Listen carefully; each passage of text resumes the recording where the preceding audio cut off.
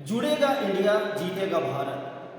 बढ़ती हुई नफरत को रोकने के लिए यहाँ पे कई संगठनों के द्वारा, जिसमें राजनीतिक दल भी शामिल हैं, समाजसेवी संस्थाएं भी शामिल हैं और साथ ही साथ जो सिविल सोसाइटीज़ हैं वो यहाँ पर है, रणनीति बनाई जा रही है कि किस तरीके से आने वाले समय में देश का जो माहौल है, जिसे कहा जा रहा है कि बिगड़ रहा है, उसको कैसे सुधारा जाए, इसकी रणनीति तैयार हो रही है। यहाँ पर पूर्व मंत्री सुबोधकांत सहाय भी मौजूद रहे, साथ ही साथ झारखंड की पूर्व मंत्री गीताश्री उरांव समेत तमाम संगठन के लोग यहाँ पे मौजूद हैं और रणनीति बनाई जा रही है। इनका कहना है कि देश की जो ऐसी हालत है, ऐसी हालत इससे पहले कभी नहीं थी और इसे संभालने की ज़रूरत है। आइए सुनते हैं क्या कहा है सुबोधकांत सहाय ने और इस संस्था की स्टेट कन्वीनर वाशवी कीड़ो ने। राजनीतिक दल के लोग तो ज़्यादातर जेल में नजर आएंगे और जो परिस्थिति उत्पन्न हुई है उसमें सिविल सोसाइटी को ही ये लड़ाई लड़नी पड़ेगी। आप देख रहे हैं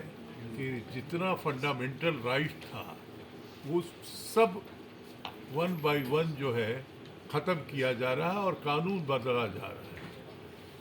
तो ये एक पूरे देश के जो विभिन्न संस्थाओं से जुड़े हुए लोग मिल करके भारत जोड़ो अभियान, campaign for national unity, Bharat जोड़ो अभियान ये शुरू किया है और उसकी पहली बैठक यहाँ है।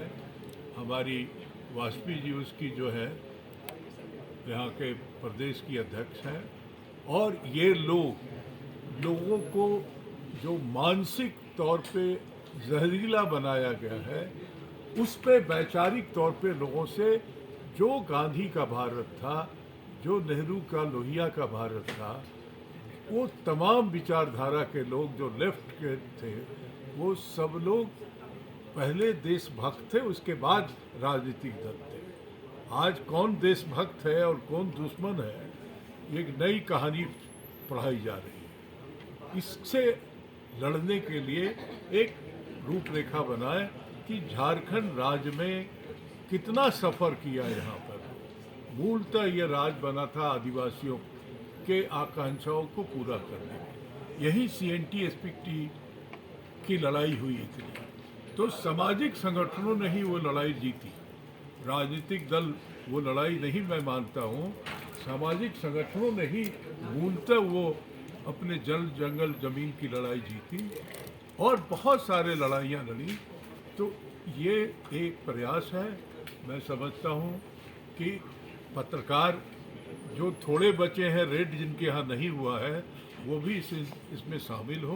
आपको निकलते देश की जो हालात है, झारखंड में जो परिदृश्य बन रहा है, जो सामाजिक सांस्कृतिक ताना बाना हमारा बिखर रहा है, देश हम मानते हैं कि देश अंधेरी सुरंग की तरफ जा रहा है। कहते हैं कि पिछले 10 सालों में 22 करोड़ लोग अनएम्प्लॉयड हो गए, नौकरियां नहीं मिल रही हैं। जो आदिवासी हैं, दलित हैं, OBC है, मार्जिनलाइज कम्युनिटी के लोग, उनको उनके हक नहीं मिल रहे हैं। आदिवासी अधिकार की लड़ाई इतनी तेज हो रही है, जंगल की ज़मीन की, तो वो एजेंडा कैसे पूरा हो ये समझने के लिए हम लोग आपस में बस विचार विमर्श के लिए यहाँ बैठे हैं। मैं मणिपुर गई थी, मणिपुर का मैंने दौरा किया था और मैंने पहली बार देखा कि अभी फिलिस्तीन और इजराइल के मामले इतने मीडिया में कवरेज ले रहे हैं। मणिपुर जल रहा है, हमारी इतनी बहनों के साथ में गैंगरेप हुआ, इतने ब्लड बाथ हुए, गर्दन काट दी गई, हाथ पैर काट दिए गए, इतना कुछ हुआ। माननीय प्रधानमंत्री गए नहीं, अमेरिका, इजराइल और पेरिस के दौरे करते रहे।